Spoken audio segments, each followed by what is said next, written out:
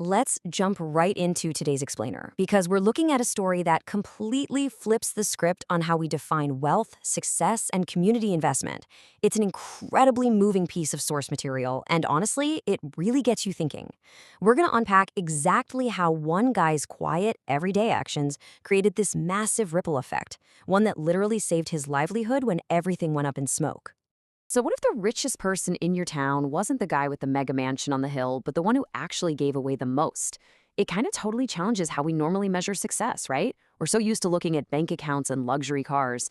But today, we're meeting a mechanic named George, and his story asks us to look at an entirely different metric of richness, one built on what you give rather than what you hoard. Section 1. The Garage. 35 years of honest work. 35 years. Think about that for a second. That is a really, really long time to run a modest repair shop.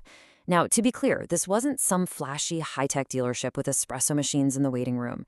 George's tools were old, the garage definitely wasn't glamorous, but man, did he have the absolute, unwavering trust of his community. Why? Because he stuck to a really rigid standard. He never, and I mean literally never, recommended a repair you didn't actually need.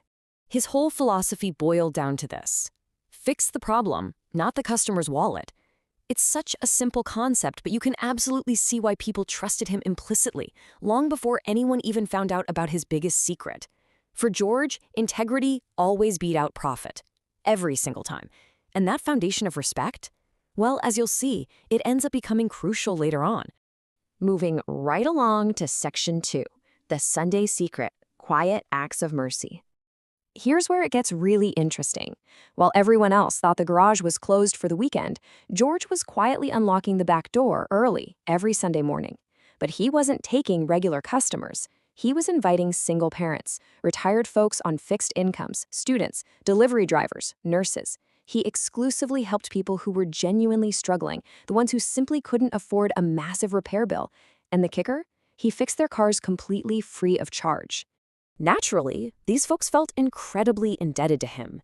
You know how it is, you want to pay a guy back for his time and parts? But George? He'd wave them off. He only ever accepted one thing as payment.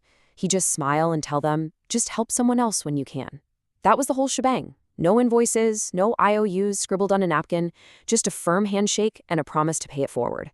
All right, Section 3, a promise to keep, Ethan the delivery driver. Let's zero in on one specific rainy weekend involving a young guy named Ethan. Ethan rolled in with this beat-up old van that was barely clinging to life. And the stakes for him were incredibly high. If that van died, Ethan lost his job, which meant losing his ability to keep a roof over his head. George took one look, understood the assignment, and spent 6 grueling hours replacing worn-out parts. When he was done, he didn't ask for a dime. Ethan was completely baffled. When he asked what he owed, George just dropped the keys in his hand and gave him that classic condition. When life becomes good, help another stranger. In that moment, George planted a seed. He wasn't looking for a quick buck. He was making a long-term investment in a human being. Now, let's map out how this one act compounded over time, because it is wild. It starts with those 6 hours George spent fixing Ethan's van. Fast forward a few years, Ethan grinds it out and actually starts his own highly successful transportation company. Then, disaster. In just one night, a massive electrical fire completely destroys George's garage. But wait for it, within 3 days the community mobilizes, and in just 6 weeks, a brand new garage is standing. Let's dig into those final, crazy data points. Section 4. The devastating fire. Everything was gone. We really need to pause for a second to grasp the heavy weight of this. A winter electrical fire just wiped out his entire world. 35 years of blood, sweat, and tears. His tools, his equipment, the very walls where he quietly helped so many people. By morning, he was just standing there, silently staring at the charred, smoking ruins of his entire livelihood. It's absolutely heartbreaking.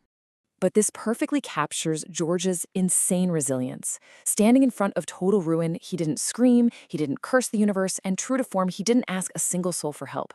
He just whispered to himself, "Tomorrow I'll figure something out." He was entirely ready to carry this massive burden completely alone, just like he'd carried everyone else's. Section 5. Rebuilding a future. The community returns. But here's the beautiful part. He didn't have to carry it alone. Just 3 days after the fire, all that quiet kindness he'd been putting out into the world for decades, It came rushing back like a tidal wave. An army of rescuers showed up at the burn lot. We're talking electricians, carpenters, mechanics from neighboring towns, and leading the charge, Ethan. The former delivery driver showed up with dozens of vehicles from his own company, bringing cranes, paint, and lumber. It was a direct reflection of the people George had been helping for years. Ethan walked right up to the stunned old mechanic, flashed a smile, and dropped this absolute mic drop of a line. "You repaired our future, now it's our turn to rebuild yours." Talk about a goosebump moment. It just goes to show that George's past customers hadn't forgotten him. Even the folks he barely remembered him perfectly. Which brings us to Section 6, A Living Legacy, the tradition continues. The turnaround was miraculous. Within 6 weeks, the shop was fully rebuilt, larger, safer, and completely stocked with new equipment. And right above the front doors, they hung a wooden sign that read, "Kindness is the only repair that never wears out."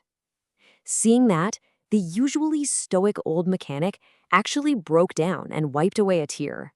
He was left completely speechless for probably the first time in his life. But honestly, the absolute best part of this explainer is that George's legacy didn't just end with a fancy new building. Years later, when George finally hung up his wrench and retired, the shop didn't stop serving the community. The young mechanics who took over the business actually kept the Sunday tradition alive. They permanently reserved one repair bay specifically for families in need, and they didn't do it because they had to.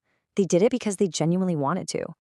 Inside the new shop, right below George's original battered old wrench, they framed those iconic words, "Someone helped you, now help someone else." That simple reminder ensured that a whole new generation of mechanics followed George's exact blueprint. His little garage had evolved into a living, breathing institution of goodwill. So what does this all mean for us?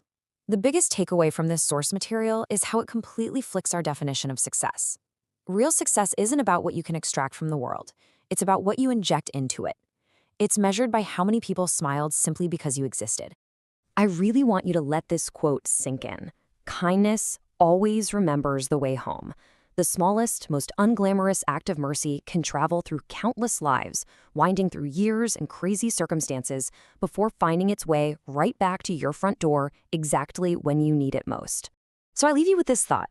Whose path are you going to smooth out today, even if nobody is watching? If this explainer shifted your perspective even a little bit, please hit subscribe to Gravonix Stories for more breakdowns like this. And do me a favor, drop a comment below saying kindness always returns. Let's remind each other that the greatest investment you'll ever make is in another person's life. Thanks for hanging out with me on this explainer, and I'll catch you in the next one.